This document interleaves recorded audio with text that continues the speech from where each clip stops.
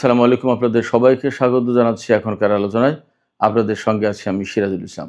দর্শক, মার্কিন president Donald Trump এবং যুদ্ধমন্ত্রী পিট হেগসেথের ভেতরে প্রচণ্ড রকমের উত্তপ্ত বাক্য বিনিময় হয়েছে। কী নিয়ে? বিষয়টা আর কিছু নয়, ইরানের বিরুদ্ধে যুদ্ধ করতে গিয়ে আমেরিকা যে প্রচুর পরিমাণে অস্ত্র খরচ করে ফেলেছে এবং এখন নিরাপত্তার ঝুঁকিতে পড়েছে, এই বিষয়টি নিয়ে পিট হেগসেথের সাথে ট্রাম্পের উত্তপ্ত বাক্য বিনিময়। কোথায়? ওই যে সেদিন বলেছিলাম ক্যাম্প ডেভিডে বৈঠক, সেই বৈঠকে।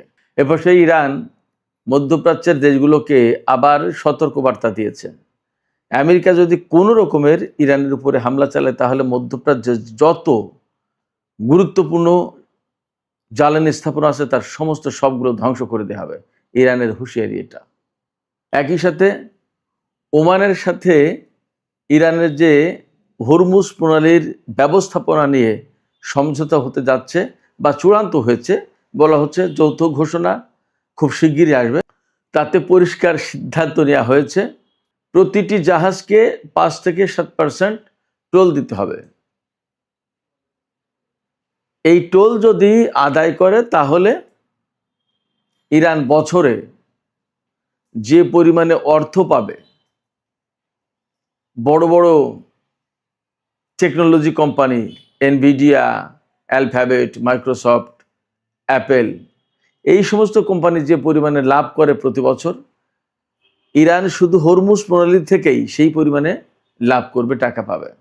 এদিকে লোহিত সাগরে আরেকটি সৌদি জাহাজে হামলা চালিয়েছে ইয়েমেন। এরপরেও অর্থাৎ লোহিত সাগরে একের পর এক হুতিরা হামলা চালানোর পরেও তেলের দাম কমেছে। কেন কমছে তেলের দাম? সুপ্রিয় দর্শক, এই কয়েকটি বিষয় নিয়েই এখনকার আলোচনা। আশা করি আলোচনা ভালো লাগবে আর আপনারা শেষ পর্যন্ত সঙ্গেই থাকবেন। যদি ভিডিও ভালো লাগে তাহলে লাইক, কমেন্ট, শেয়ার করবেন এবং চ্যানেলটি সাবস্ক্রাইব করে সাথে থাকবেন। দর্শক, চলুন আমরা বিস্তারিত আলোচনা করি। প্রথমেই বলেছিলাম মার্কিন যুদ্ধমন্ত্রী পিট হেগসেথ, তার সাথে প্রেসিডেন্ট ডোনাল্ড ট্রাম্পের উত্তপ্ত বাক্য বিনিময় হয়েছে।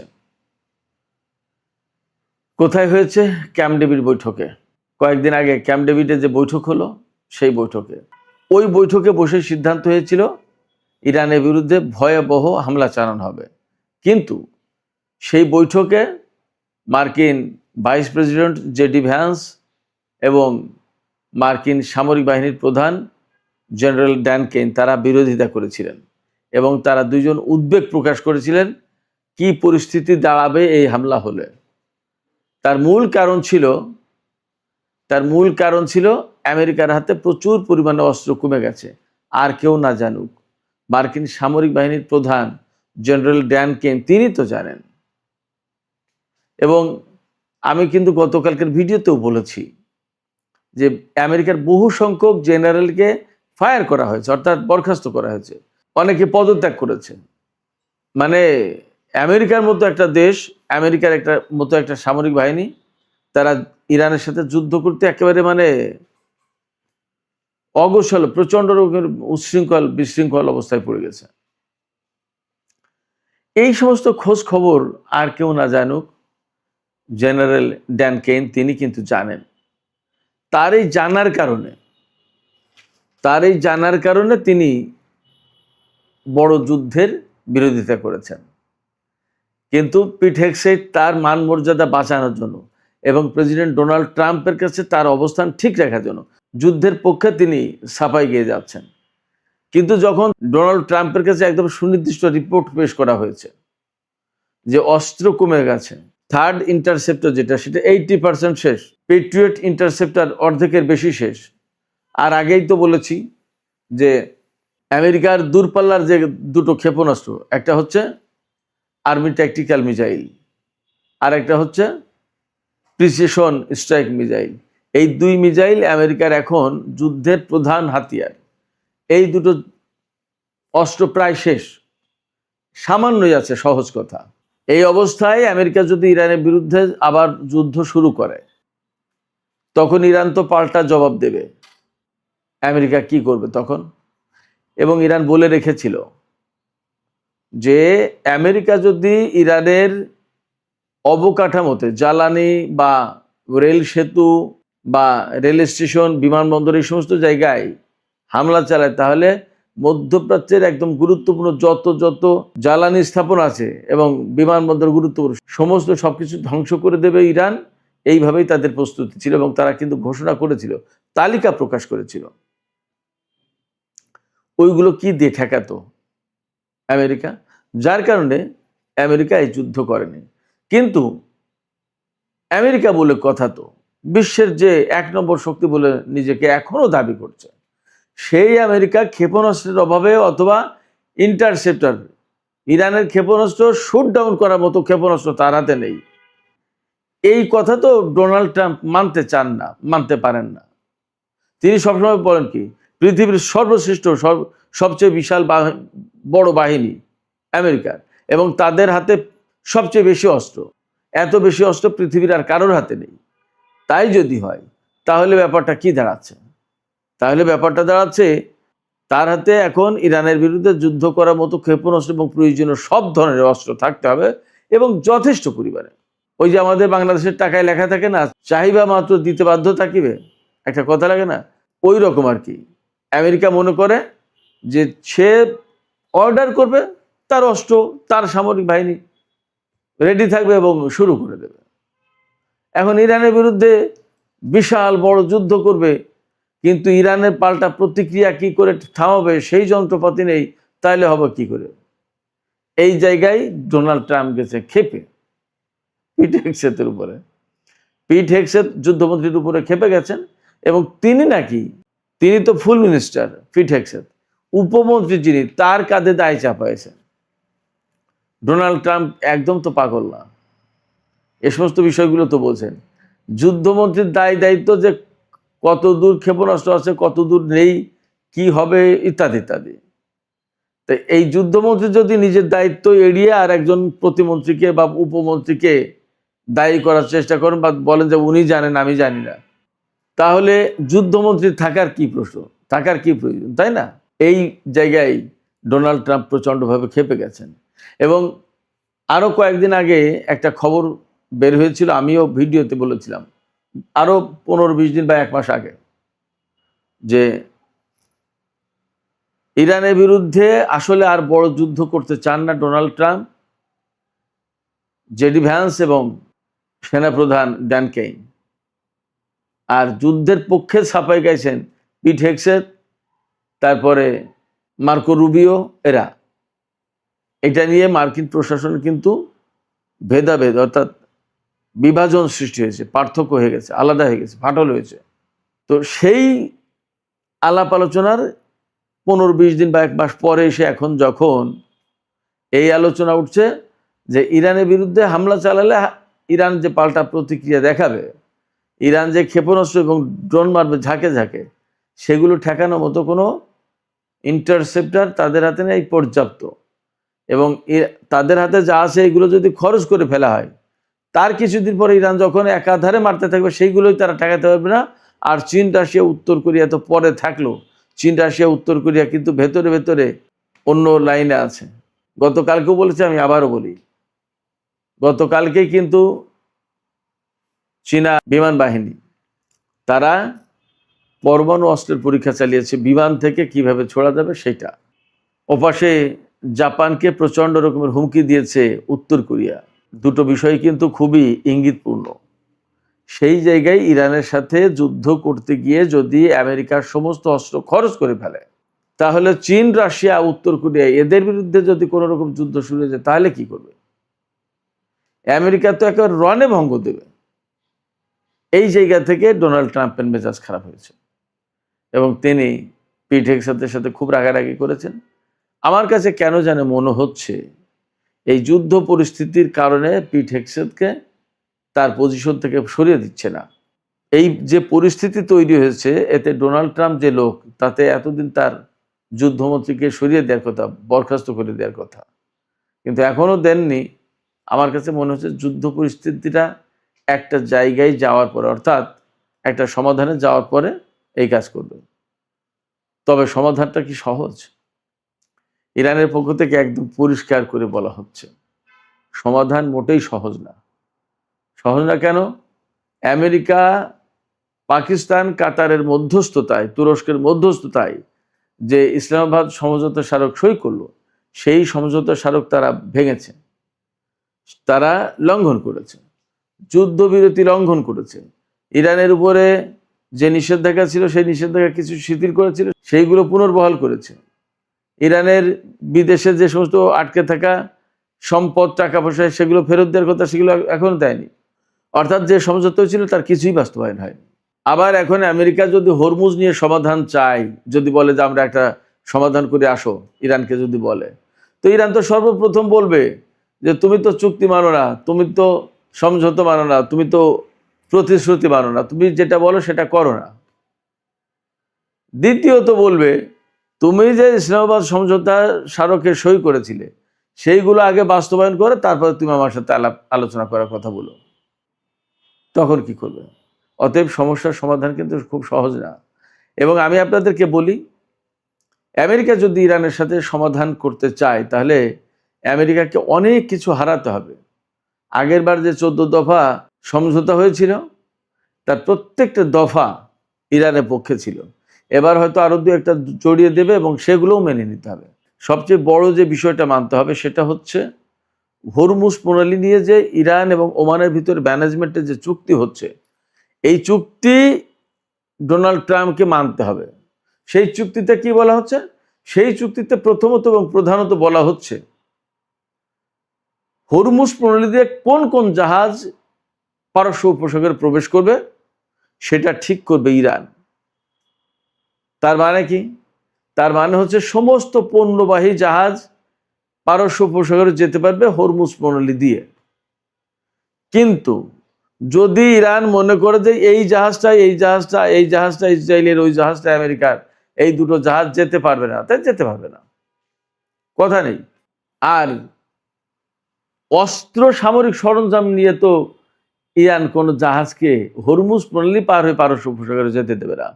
তাইলে মধ্যপ্রাচ্যে আমেরিকার যে সমস্ত ঘাঁটি, এগুলোর একটাও সচল রাখা সম্ভব হবে না। শুধু তাই না, দেখেন কি হয় যদি যুদ্ধবিরতি হয়, আবার সমঝোতার প্রশ্ন আসে এবং এই পরিস্থিতি সমাধানের কথা আসে, তাহলে ইরান সবচেয়ে বড় দুটো প্রশ্ন তুলবে যে আমাদের নেতাকে, আমাদের কর্মকর্তাদেরকে তোমরা হত্যা করলে কেন, এটা জবাব দাও। আরেকটা প্রশ্ন আসবে যে তোমরা কোন কারণে এখানে সামরিক ঘাঁটি রাখো, ঘাঁটি সরাও। এই প্রশ্নগুলোর, এই বিষয়গুলোর সমাধান কি, আমেরিকার হাতে কি আছে? সেক্ষেত্রে মধ্যপ্রাচ্যে অ্যাকচুয়ালি আমেরিকার জন্য বড় রকমের সমস্যা অপেক্ষা করছে। এই সমস্যার সমাধান সে সহজে করতে পারবে না এবং ফাইনালি তাকে এখান থেকে বেশ, আমার কাছে মনে হয়, অনেকটা অপমানজনকভাবে বের হয়ে যেতে হবে। হরমুজ প্রণালী নিয়ে ইরান এবং ওমানের সাথে যে চুক্তি হচ্ছে তাতে ইরান হরমুজ প্রণালী ব্যবহার করা জাহাজকে টোল দিতে বাধ্য করবে, এটা মেনে নিতে হবে, এটা মাস্ট, ফাইনাল। 5 থেকে 7%, এখনো মনে হয় ফাইনাল হয়নি, বা এমন হতে পারে যে কোনো জাহাজের জন্য 5%, কোনো জাহাজের জন্য 7%, পণ্য ভেদে, পণ্যের মূল্য বুঝে টোল দিতে হবে।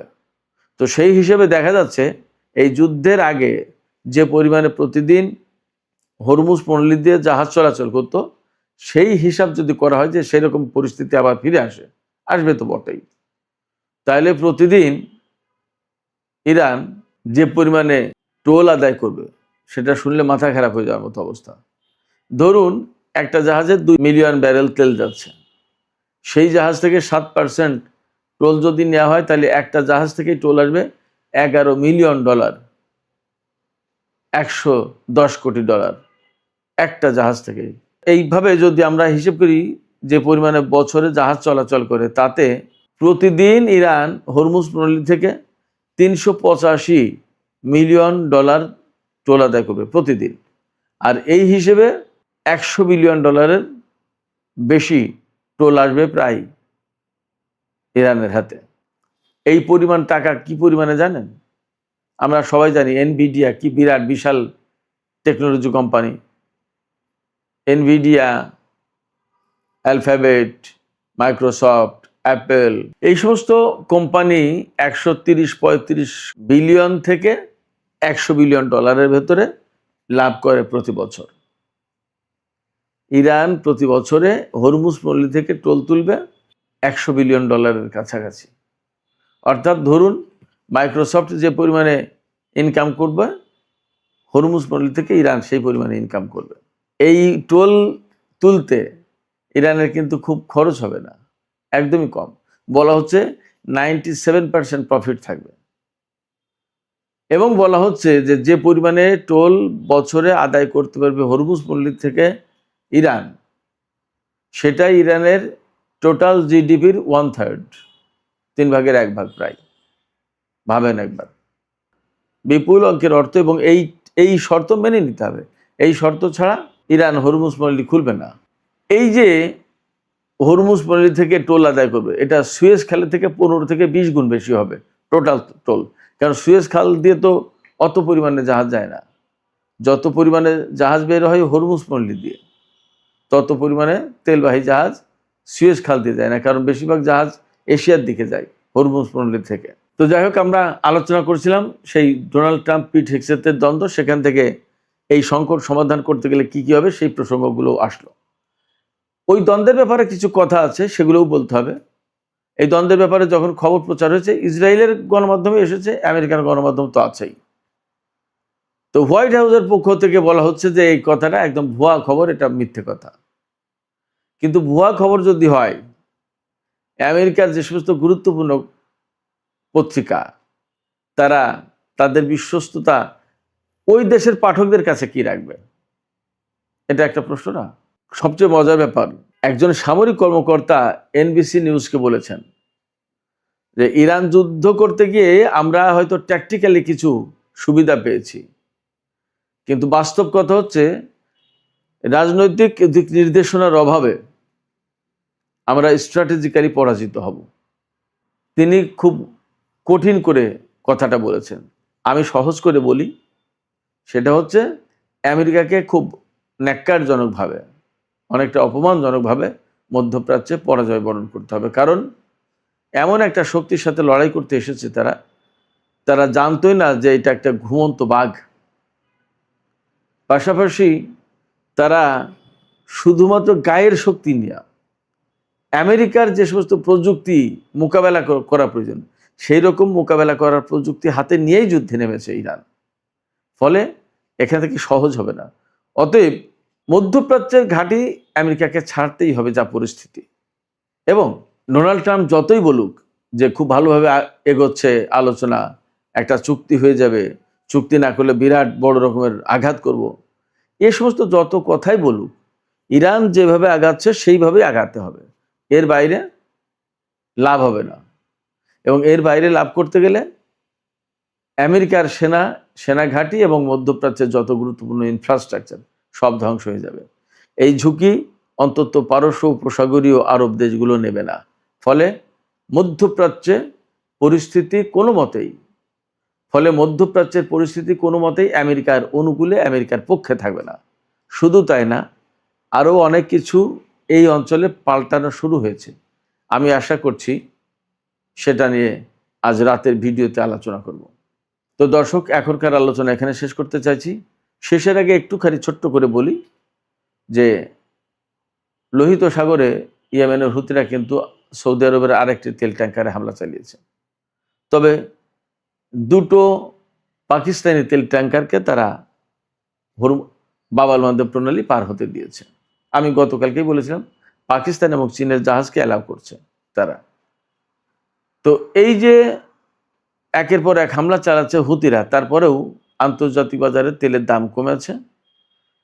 ব্রেন্ট ক্রুড বিক্রি হচ্ছে $79 সামথিং সেন্ট, আর ওয়েস্ট টেক্সাস ইন্টারমিডিয়েট বিক্রি হচ্ছে $74 নিচে, 71 বা $72। তার মানে বেশ খানিকটা কমেছে।